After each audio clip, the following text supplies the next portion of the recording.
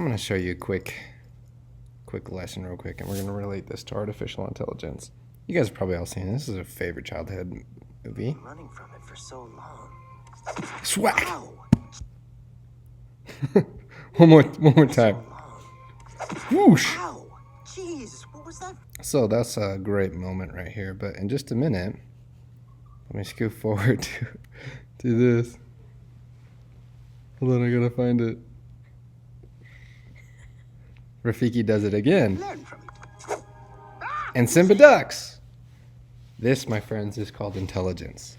This ability to react to our environment, to our situation, is what makes us intelligent, and kind of what has historically separated us from objects that cannot do that. So I guess the point being is, if Rafiki hits me on the head, I can learn from it, right? And cut out that line, but that's the important part.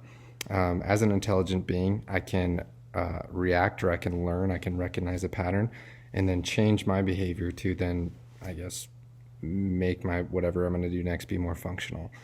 So for example, staff being swung at my head, I can dodge it, and then I don't have brain damage.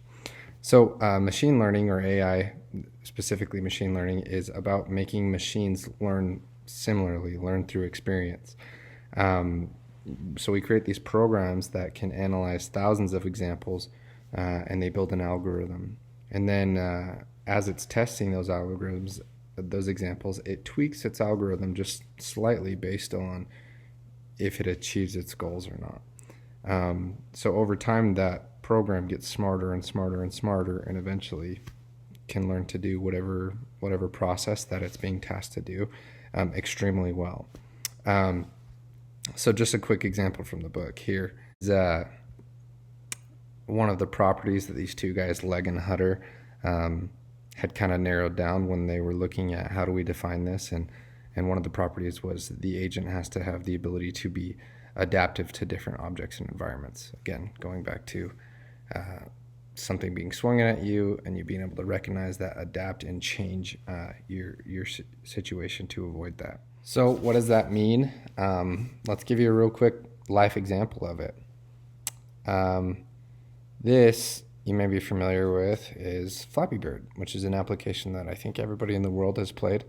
But this is an example of AI learning to navigate Flappy Bird, and it's pretty quickly, because like I said earlier, they can use thousands of examples of a behavior, or how to do this, or how to run this application, and then only continue and tweak the algorithm, and only continue with the ones that are relatively successful, and you can kind of program that in. So check this out.